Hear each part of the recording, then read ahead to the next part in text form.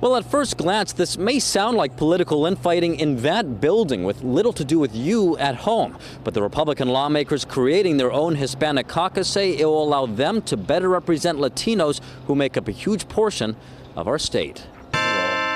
In the state legislature, Republicans, and specifically Latino Republicans, made significant gains after the 2024 election, increasing the number of seats they hold from 4 before the election to 9 after the election.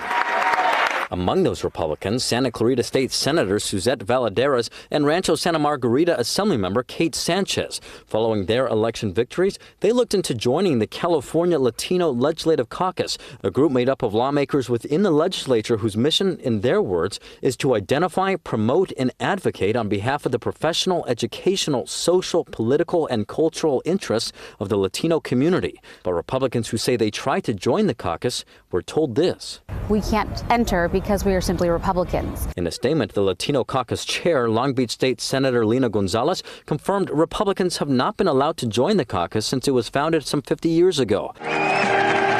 But more than that, she argues Republican Latinos have hurt their own communities by supporting President Donald Trump and his immigration and deportation policies.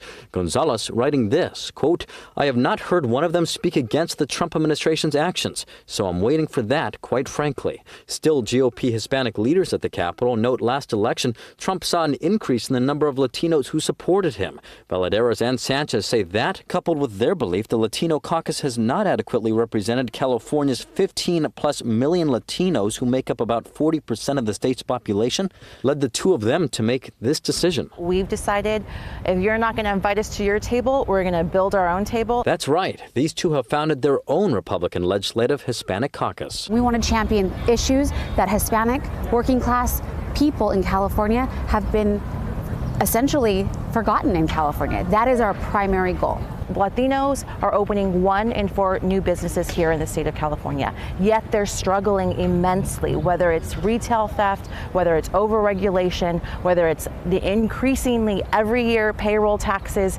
Issue after issue, California Latinos need true representation, which is why our caucus exists. They say plans are already in the works to have the new caucus hear directly from working class Latino constituents. We're looking forward to having conversations across California, meeting Latino families and business owners where they're at to truly represent their voice. For too long, the Democrat supermajority have focused on issues that working class Hispanics, Latinos, feel forgotten about. They have not been the voice for change and advocacy, and we are going to be that for them. And Valadares and Sanchez have asked Democratic legislative leaders to allocate more than $500,000 and 2 staff members to the new caucus. That's the same amount granted to the other Latino caucus. They have not yet received an answer. Reporting at the state capitol, covering local news that matters, Eitan Wallace, Fox 40 News.